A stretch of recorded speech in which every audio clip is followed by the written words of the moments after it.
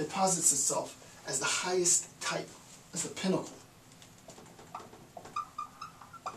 as the highest type of man. So the priestly class posits itself as the highest type of man, which immediately makes demarcations in hierarchy, right?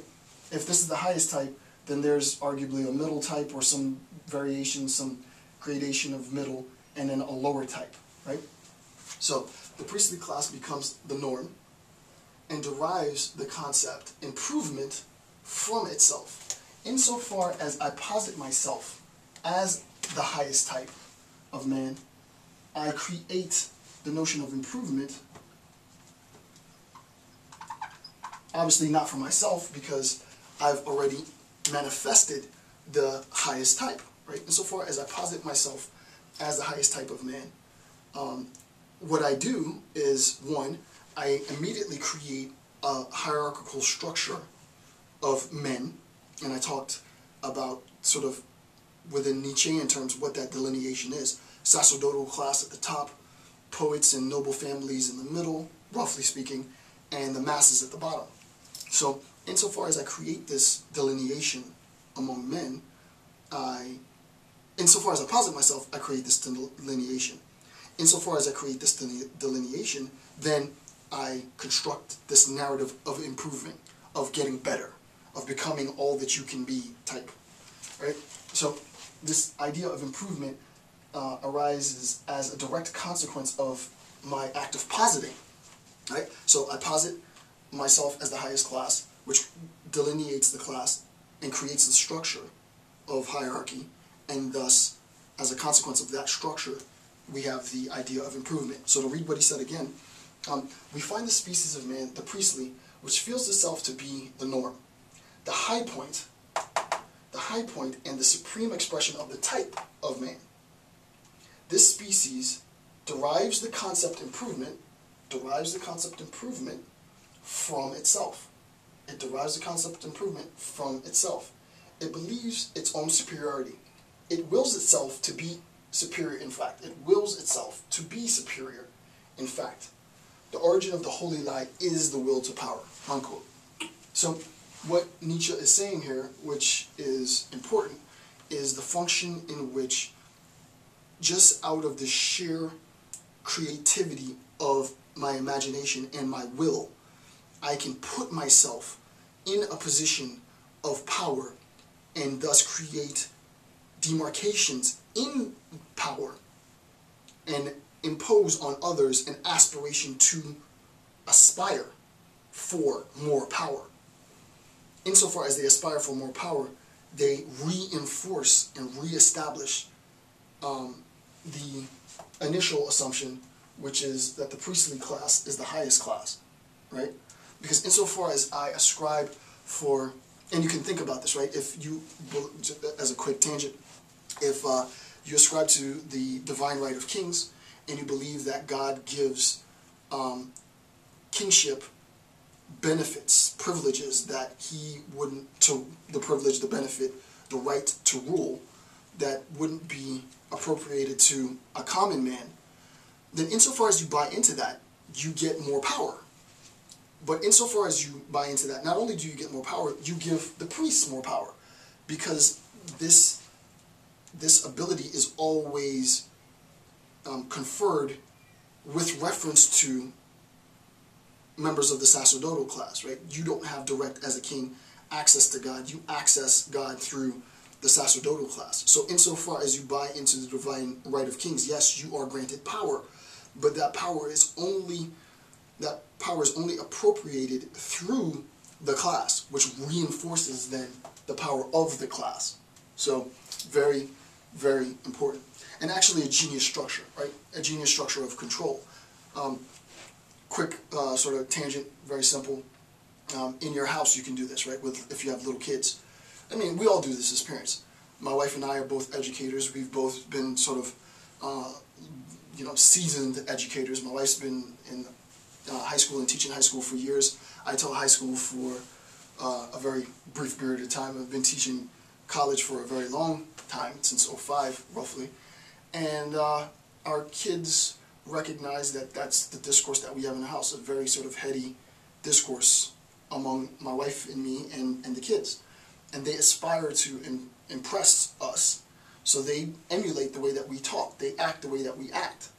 But insofar as they act the way that we act and they talk the way that we talk in our house, they reinforce the power that we already have as educators, because now they aspire to be educated themselves, right? So power is reinforced by their ascription, to be technical. So that's number one, right? So what ends up happening in this process is the priests posit themselves as the highest class, immediately delineate types of men, and thus force an obligation, which is important. I didn't directly say this before, but hopefully you saw this. And then impose an obligation on the type of man at the lowest class.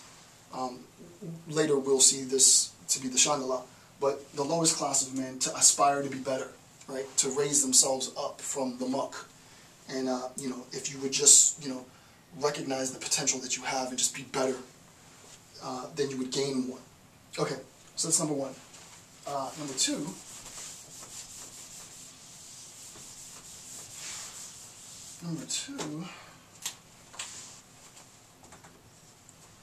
Number two, there is power in the lie. We've recognized that there's power in the lie, and we gave a few lies and consequences of the holy lie. Some of the most profound, there is this idea of an afterlife. Nietzsche says that that's a lie. And look what that idea and conception of the afterlife does in this life. The idea of conscience and consciousness, look what that does, and it's a lie. The idea that God rewards and punishes, look what that does, and it's a lie. The idea that morality is directly set in opposition to a natural processes, that's a lie, and look what it does. And then finally, number five, if I can remember, number five, I forgot number five. Right, reveal truth, right? The idea that truth is revealed is a lie, right? So there is power in a lie. There is power in a lie. And what power is there? It's the power to control. So power in lies, right? So one of the structures of religious oppression, according to Nietzsche, is a recognition that insofar as we tell lies, and those lies appeal dogmatically, self-referentially, to the dogma itself, the sort of articulation of rites and passages and so on, then basically anything that we say is going to be justified because the justification comes from within, not from outside, right? Internal rather than an external justification. So I can say anything because it will always be self-referential, right? So power of the lie. The second part is that the lie becomes a supplement, right? The lie becomes a supplement. It becomes a means to power, right? Lie. The actual lie becomes, and this is important,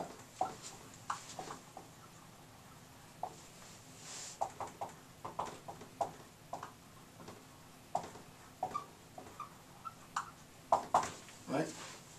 The lie becomes a means to power. I am telling this lie because I recognize that insofar as I tell this lie, I use the power of the lie, the narrative, persuasive elements within the lie, to control, right? And insofar as I control the population through the lie, there's no need to change, right? You stick with the lie. You stick with it until people start to recognize it for what it is. But insofar as they don't recognize it as a lie, why in the world would you change it? Well, it's been working for all these years. It's been working for all these centuries. Let's keep on that lie. Once the population then recognizes that it's a lie or it's been used to manipulate and abuse them, the population, then you sort of change the nature of the lie. And obviously the example, and I talked about this earlier, was the noble lie in Plato, and I spoke a little bit about that, right? So the noble lie.